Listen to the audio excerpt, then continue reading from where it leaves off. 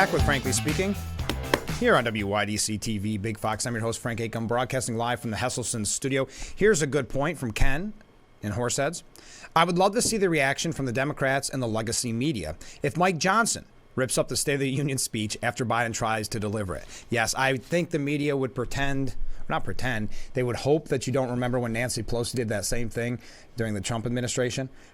They would be outraged as if there was no such thing as hypocrisy. So I would agree with you, Ken. I don't think that would go the same way. I don't think he would be looked at as a hero like many labeled Nancy Pelosi for doing that kind of childish act. So we're talking a lot about Super Tuesday, very big day tomorrow, and then we have the State of the Union. And we've heard rumblings from early on that the State of the Union is really where Biden kind of redefines himself and really helps ease people's mind on his age. And because they keep saying his last State of the Union was he hit it out of the park. I don't recall that necessarily in that way. I think the bar was set so low.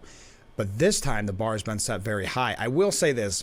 Maureen Dowd at the New York Times, it's a weird article. She put together my Joe Biden fantasy. She said, I slipped away from the nightmarish election campaign into a delicious dream the other evening. I dreamed that when Joe Biden gets up to reset his beleaguered presidency at the State of the Union, he gives this astonishing speech.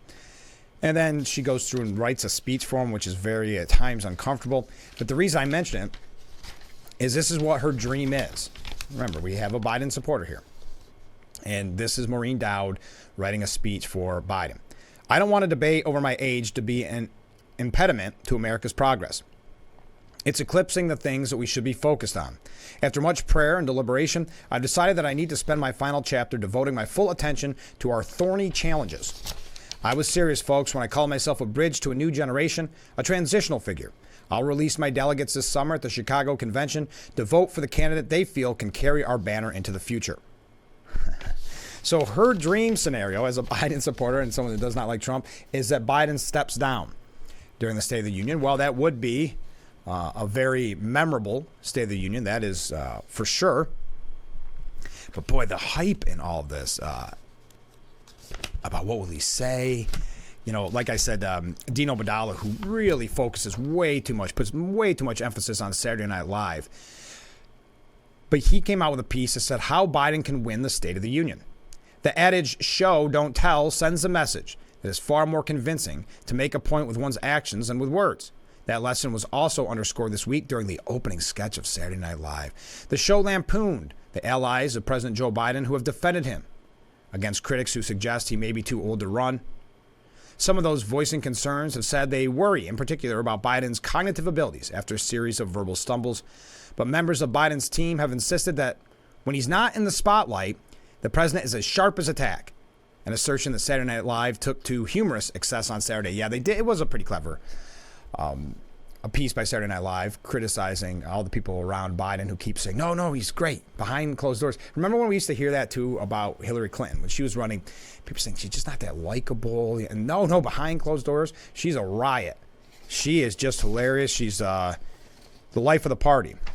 So anyway, he believes that Biden has to address this. Biden also needs, of course, to lay out a bold vision for a second term that will inspire people to vote, addressing domestic concerns as well as foreign policy issues, such as a new approach to the war on Gaza, demanded by the large protest vote in last Tuesday's Democrat primary in Michigan. Yes, they're really hyping that up, saying that was a huge win for anybody but Biden, essentially, because of his stance on Israel. So again, article after article after article telling Biden is really setting a warning. You better drop Israel. You better go weak on Israel.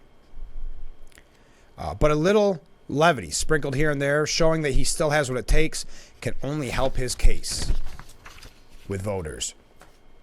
All right. Okay, here we go. Here's a couple more comments. Wow, we're getting a lot of waves.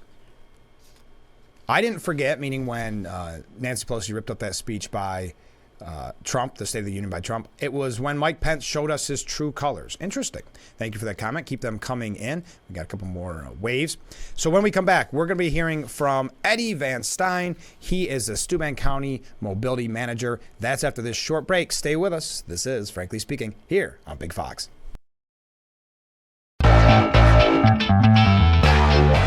Welcome back to Frankly Speaking here here on WYDC TV Big Fox. I'm your host, Frank Akam, and we are broadcasting from the Hesselson studio. And joining me in that studio is Eddie VanStine. Eddie, thanks so much for being on the program. No problem, Frank. Glad to be here. I'm going to profess my ignorance right from the beginning because I am not sure what a mobility manager is. And you are the Steuben County mobility manager. Yes, I am. Yes, I am. So to go a little bit of a summary of that, what mobility management is, for instance, here in Steuben County, you have 6 different operating authorities in public transit, okay? Okay. Where only 13.9% of the public has access to that public transit system, okay? Because we're rural, right? Yeah. So, yeah, very rural. Yeah. So obviously you're going to have what's called your transportation deserts, things like places like Addison, Canisteo, that don't have access to that public transportation systems. So as a mobility manager, it's my job to make sure that people living in, say, Addison, Canisteo, for instance, have access to be able to get to, say, healthcare, Sure. education systems, to the grocery store, for instance, Oh, yeah. to get their scripts, to get their food. So it's my job to make sure that people, like, say, again, that live in Addison or Canisteo, Right. that are not on a public transit system,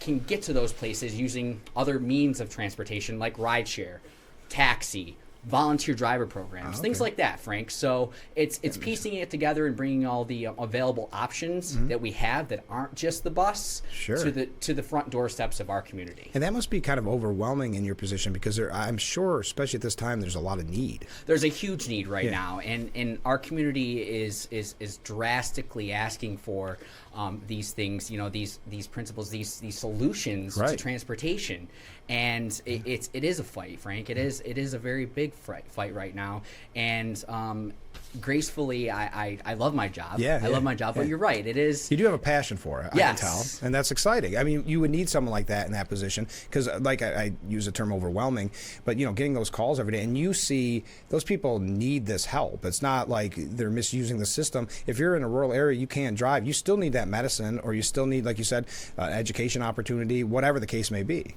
Wouldn't you find that? Absolutely. And by using, so for instance, my office, I work for the Institute for Human Services Incorporated in Bath, New York. But I am, again, my title is the Steuben County Mobility Manager. Right. But we use the 211 program. Yeah, okay. So if you dial 211, it's a human needs service for the surrounding areas, not just Steuben County, but it's the Finger Lakes, okay?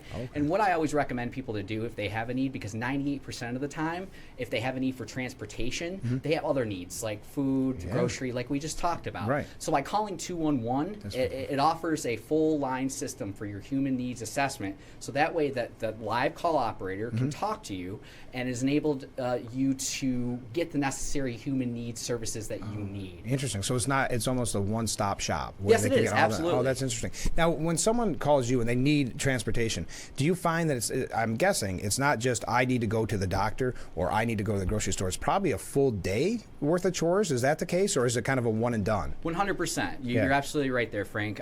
So when someone does need to go to the doctor, usually afterwards they're prescribed medication. Oh, great so point. they need to go to the pharmacy. Right. And then, if you're already out, right? Absolutely. Cindy Lou also, while they're at the pharmacy, needs to grab a couple groceries. Yeah. Because, obviously to take that medicine sometimes you need your ginger ale or Right, your orange of course. juice. Yeah. So it's a full assessment, full needs case. Yeah, that's what it seems like to me, because I would say, looking at this, and we were talking a little bit off the air, there's a need really since COVID, probably before for this, but probably wouldn't you say that it increased since COVID? Yeah, absolutely. The need and demand has tremendously. I blame COVID on everything, I guess. I shouldn't do that, but I'm always fascinated to see how things have changed. I know you've had the job for about a year and a half, so you weren't in it in the thick of COVID, but you were doing something very similar. Yes. Could you tell us about that? Yeah, I don't know if you want absolutely. to. Yeah. I'm a little off cuff. I started what's called a little rideshare company called Finger Lakes Rides. Yeah. Basically, when everyone shut down, we started up and we provided those the necessities. There we go. Yes, there we go. For human, you've watched this show before. You know I can do that same thing. Fall into that trap. Necessities for people for transportation needs. So if they needed, for instance, to go to dialysis, we took people to dialysis. We took people to the grocery store. We took people to get their pharmacy meds. And this was all a gig. What a great idea. Yeah, gig rideshare, but. That opened up for this position, which opened my eyes tremendously to the actual needs of the community, which I'm very passionate about helping. Has there been any surprises as you've kind of come acquainted with the job a year and a half in? I mean, congratulations, that's great. Has there been any surprises? They're actually quite a few, but the major one I will say is the fact that people, if they don't have the necessities that they need, especially in places like the rural transportation deserts, like Addison, Canisteo, for instance, sometimes they give up. Yeah. People will give up, and it's so sad. If they don't have the necessities they need, I'm going to use that word again. Yeah, hey, I love it. Let's get into it. They will. They'll give up, and I was surprised by that, you know. And by offering these services, it gives people an extra chance. You know, a great story to use is we had a couple back in September call the office that needed to get the cancer treatment, say in Pennsylvania. Okay, they couldn't afford to make it back and forth anymore because of the rise in gas prices. Of course. So they reached out to places like, say, for instance, the Institute for Human Services, and through some of our programming features that we have, we were able to provide them, say, with a gas card to be able to get to their cancer treatment back and forth. So if they didn't have that resource, more than likely, we've seen that people will give up and they'll live out the remaining days of their lives. That's sad. Just because of something as simple as what so many people take for granted, transportation. Correct. Wow, that is. Who can use your services to that point? Anyone can use those services. Okay. You know, it is based. You know, I do say everyone, but it depends on what funding program or what their need is. Of course. But more than likely, we especially with the 211 program, we can help. You know, the basic needs of all human community necessities. Yes, there we go. There, yes. Exactly. So, and I want to talk a little bit about the transportation plan that was just approved by the legislature in just a moment. But I got to ask this question because I talk about it with everybody, whether it's the sheriff, whoever. Are you struggling to get those? Like you said, there's people that will take people that drive to the doctor or cabs and things like that. Is there a struggle today to find people that were willing to do that? 100% there is. Yes. Especially with volunteers, we are drastically looking for volunteer drivers right now, because obviously as a mobility manager, like I said, it's not all about the bus, and connecting people to other means of transportation services that aren't on a fixed bus route is also part of my job. So a big part of that right now, the lifeblood of our area, are those volunteer driver programs, and there's a few in the area. It's not just through the Institute for Human Services. There's many others, but everyone, whether it's the county, whether it's the not-for-profit organizations, they're all hurting right now for volunteer drivers. So if anyone is willing or wants to give a hand and has a vehicle and wants to give somebody a lift to their doctor's appointment, to the pharmacy, to the grocery store, they will be reimbursed at the federal rate. I was going to ask. Yes, at the federal rate, and it works out very nicely. And you're not only, you know, you're doing something good, and it's not about making money or whatever, but it's not as if you're being punished for doing something good. You're getting your gas, and you probably end up making friends, right? Absolutely. Who can be a volunteer? Anybody with a valid driver's license and a heart to help. Who should they contact? They can contact 211. Okay. Okay. Yep. That's the number to call. Absolutely. 211. So let's talk about the transportation plan. Your thoughts on it, because I know it was recently approved by the legislature. So that was also a first for me. You know, it was really neat being able to see as a 36-year-old getting up there and getting in the weeds and you know, writing this plan. It's a 54-page plan, you know, but it's all based on human needs assessment, okay? And to summarize it up, it's an evolutionary plan, okay, Frank? And which means that this plan is based off the assessment of the Steuben County Human Services Transportation Advisory Committee, okay? And every quarter we all meet, and I chair this committee, and it's all the transit advisors, it's all the taxi companies, the volunteer driver, you know, chairs, all the above that come in, and we all discuss what the human services needs are for transportation, and it goes into that plan. So there's nothing ever set in stone with the plan. Like I said, it's ever evolutionary. Ever changing, and that's interesting. And talk about getting experts involved in that, though. You guys, I'm sure when you put together that plan, it would be hard for the legislature to turn it down because you're talking to the experts at that point, right? So how can people find out more? Is it always to go to 211? I do tell people to go to 211. You know, if they need help with transportation services, or if they need all the human services necessities to begin with. Well, that's the thing, because like you said, we originally said, it's not just about mobility. I'm sure there's people watching right now that said, wow, that'd be very helpful, but there's things that we need on top of that. Just call 211. Correct. Do you find that, and this is maybe a weird question because I use it a lot, but there's a stigma, because you mentioned people say they just give up. right? Yeah. So is there a stigma for people calling 211? Is there a stigma for kind of asking for help?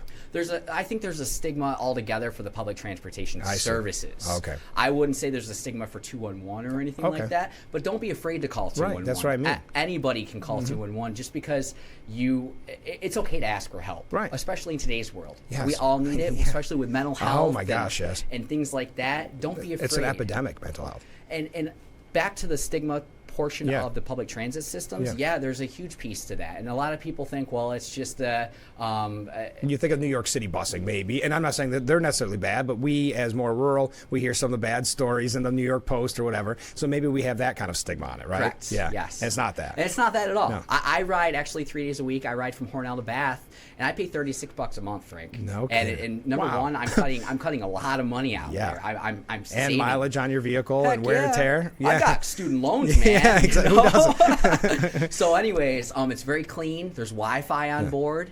They're all handicapped accessible. The drivers are wonderful people. Yeah. So I know I see them a lot, the drivers, and you sometimes get behind one or wherever you see them stop.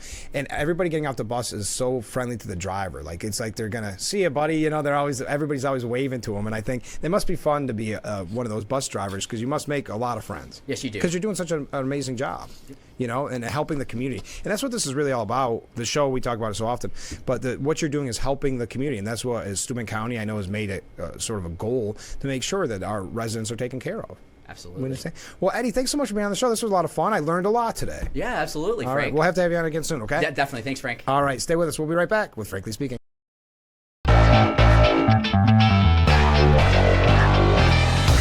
And we are back with Frankly Speaking, broadcasting live from the Hesselson studio here on Market Street. I'm Frank Acom.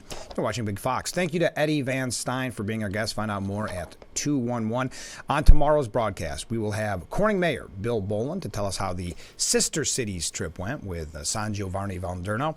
He just got back from Italy, so we'll talk with him. And then also on tomorrow's program, a separate interview with Brandon Buter. He's going to tell us about that upcoming balloon launch in memory of those that have overdosed. So that's the opioid overdoses, which we talk about so often. By the way, the Black Balloon Day is March the 6th. So we'll learn more about that on tomorrow's program. Also, since I'm doing a little promo here, you may have seen the ad by now, or you may have heard me bring it up on Friday's show, but it's hard to believe. I know. So many people have been saying that it has been 1 year on the air with Frankly Speaking on March, well, technically the 13th, but all next week we're celebrating from March 11th through the 15th with special guests, special visitors, special topics, and of course, always your comments. So I hope that you'll join us every week, of course, but next week, be glued to the television starting at 7 a.m. for our anniversary special here on Frankly Speaking. Tomorrow is Super Tuesday, as I've mentioned numerous times throughout the program. A Super Tuesday lumps together 15 contests for Republicans and 16 contests for Democrats. More than a third of Republican delegates are at stake, along with an equally large portion of Democrat delegates. Biden is undefeated in primary contests this year, and Trump has lost only one. We had that report for you, pardon me, early this morning, that yes, Nikki Haley did win Washington, D.C. A large sample of the country will have contests on Super Tuesday, red states and blue states from the north, south, east, and west. The primaries at stake include the first 3 states in the alphabet, as any school kid should be able to tell you: Alabama, Alaska, and Arkansas, though Alaska is for Republicans. In addition, there are California and Colorado, Maine, Massachusetts, and Minnesota, North Carolina, Oklahoma, Tennessee, and Texas, Utah, Vermont, and Virginia. Tuesday also marks the end of the Democrats' mail-in presidential preferences process in Iowa and a Democrat caucus in American Samoa. So what are some of the storylines? Well, of course, CNN saying the question is whether Haley can gain any traction. Yes, after her big Washington, D.C. win. She has only won one contest, the primary in Washington, D.C. She is falling far behind in terms of delegates, but Haley insists that Republicans deserve a second option. Now, if you recall, she originally said she was going to be in it right till the end. The last time she said something that I saw, it was, well, at least through Super Tuesday. So she doesn't have a great showing. Could that be the end of her presidential run? That's a question I'll pose to you. Barring some unforeseen eruption of support for Haley, will a setback on Super Tuesday push her out of the race? Now, for Democrats, Biden is coming off of a wake-up call in Michigan. He won the Democrat primary there easily, but more than 100,000 Democrat primary voters chose uncommitted rather than Biden. Uncommitted won 2 of Michigan's delegates, the only delegates Biden has lost thus far. So Super Tuesday is not technically the end of the primary process. Neither candidate can win a majority of the delegates until later in March, with both candidates likely to pass that magic number on March 12th or March 19th. Trump will need to win 1,215 of 2,429 delegates, while Biden needs 1,968 out of 3,934 delegates. Regardless, primaries will continue until early June. Conventions don't take place until July. So there's your quick overview on Super Tuesday. I mentioned these polls, the New York Times Siena poll. Donald Trump opens with a 5-point lead over Joe Biden and has made strong gains with women and Latinos. The question was asked by the New York Times Siena College poll. If the 2024 presidential election were held today, who would you vote for if the candidates were Joe Biden and Donald Trump? 48% said Trump, 43% said Biden, and the margin of error is 3.5%. Now, Trump, and this is coming from the New York Times, Trump has cut into more traditional Democratic constituencies. Women who strongly favored Mr. Biden 4 years ago are now equally split, while men gave Mr. Trump a 9-point edge. The poll showed Mr. Trump edging out Mr. Biden among Latinos. The share of voters who strongly disapprove of Biden's handling of his job has reached 47%, higher than in Times Siena polls at any point in his presidency.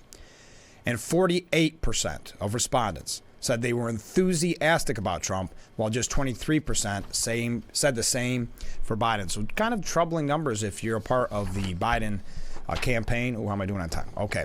Now, a majority of voters, this is coming from CBS News and YouGov, a majority of voters say Biden's policies will make inflation worse. The CBS YouGov poll results released Sunday show that 55% of registered voters say Biden's policies will make prices go up. 17% said his policies will make prices fall. 27% said his policies will have no effect. That's a total of 82% who say they expect Biden's policies to be ineffective at reducing prices or to make prices go up. And a majority, how am I doing? Well, we got a couple more polls when we come back. Stay with us. We'll be right back with Frankly Speaking here on Big Fox.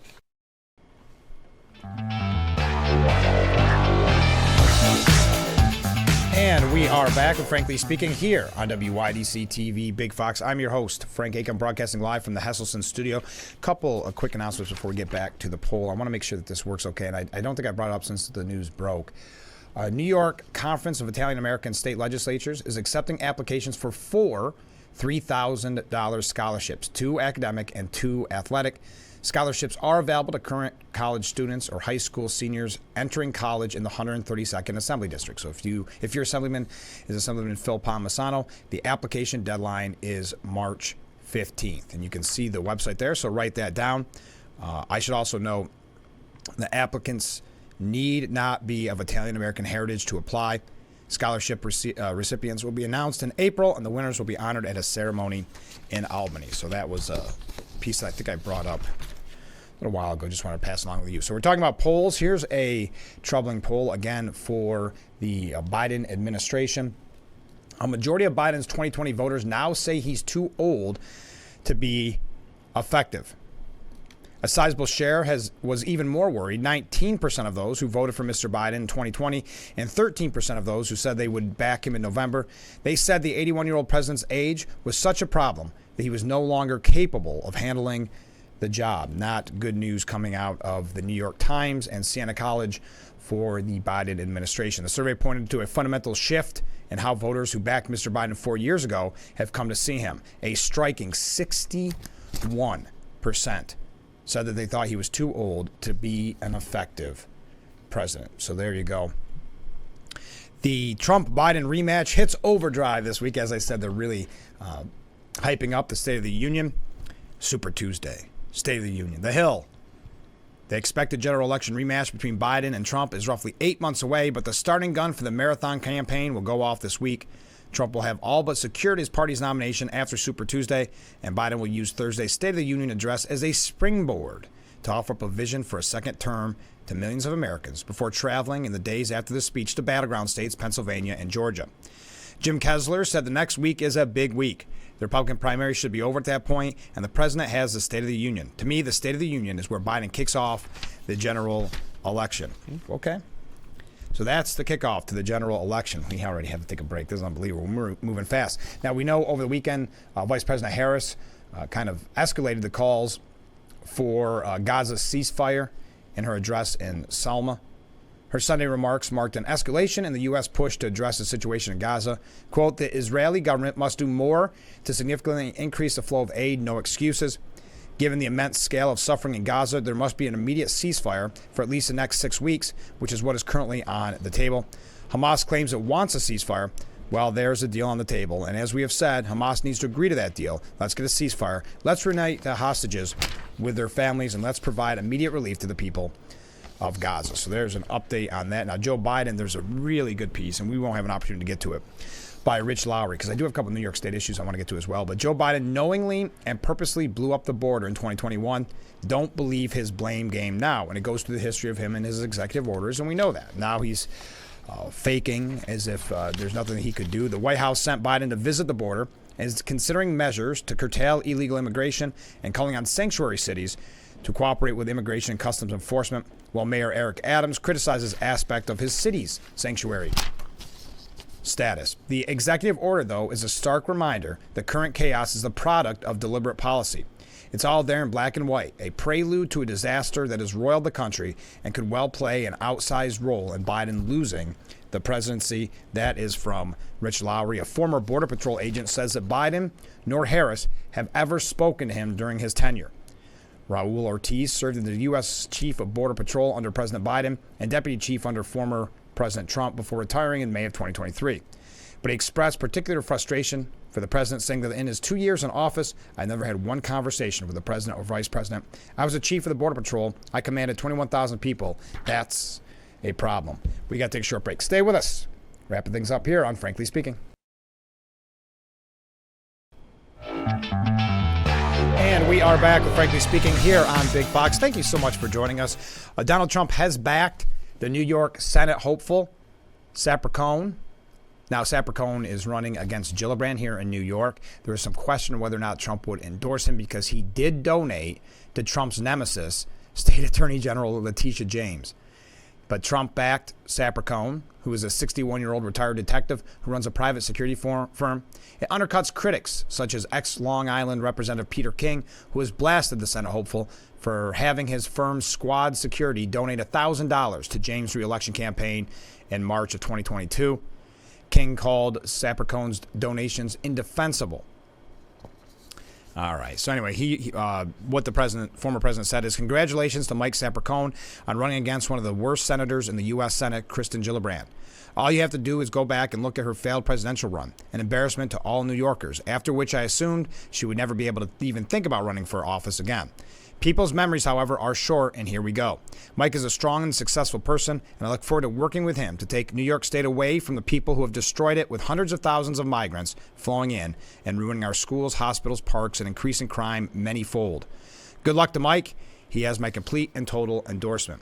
Also, there's a really good piece by Jim Quinn at the New York Post. Bail fail, they're calling it. The study shows that repeat crime has increased in New York because of justice reforms, bail reforms. I don't think this comes as any surprise. As you know, we've talked about this on the program so often, whether it was with Sheriff Allard or Sheriff Schramm out of Chemung. This is not just in New York City, though. This is in all of New York.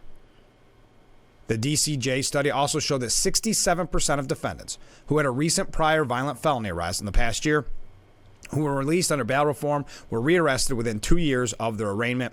Almost half, 49%, were rearrested for a felony. It also shows that 66% of the people released under bail reform who had a recent prior arrest were rearrested within 2 years of their release. Again, this is no surprise. The study's author, at one point, concedes the statistics, quote, indicate the mandatory release of people with recent justice involvement, even if relatively minor, can be detrimental to recidivism. That is a lesson that New York politicians refuse to take at heart. So not a surprise. Just wanted to pass along to you. Got to take our last break. I'm going to wrap things up very quickly here on Frankly Speaking.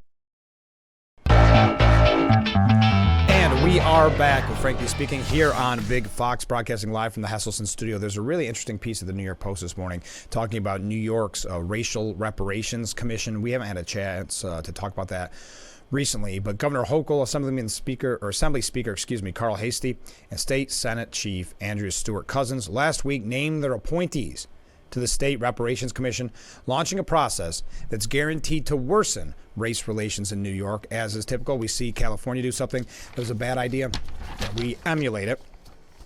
And what about other past ills? Writes the New York Post. History is packed with injustice, yet the state can't even manage to confront the suffering inflicted by the then governor, Andrew Cuomo, ordering the nursing homes to admit COVID contagious patients to appease his hospital lobbyist donors. But I'll continue with what they said at the end. If lawmakers want to help the state's black communities, they can start by undoing the criminal justice reforms that have exposed those neighborhoods to higher crime rates, and at least focus on concrete steps, not toxic gestures that can only feed resentment, which is all this commission can bring. As I mentioned earlier in the program, the Supreme Court may announce at least one opinion today as the U.S. waits for word on Trump's ballot case. This is whether or not, Colorado kicking him off, Illinois just recently kicking him off. A lot of times it's people trying to make a name for themselves, but now the Supreme Court will decide. Now, just as a highlight, or not a highlight, a side note, Trump's name will appear on Colorado's ballot regardless. The ballots were printed weeks ago, but without a ruling from the Supreme Court, there was no guarantee that voters who picked the former president would have their choice counted if the judges decided he was ineligible to serve. Also at stake, whether Trump's name can appear on general election ballots in November. So we'll be watching that closely, and hopefully we'll have an update for you on tomorrow's broadcast. Also, Hunter Biden's Chinese legal client has threatened to sue unless the first son pays back the $1 million, according to Miranda Devine. Hunter Biden was paid $1 million by a Chinese firm, CEFC, to act as attorney for their employee, Dr. Patrick Ho. But now Ho is threatening to sue the first son within 7 days unless he gets the money back because he claims Hunter did no legal work for him.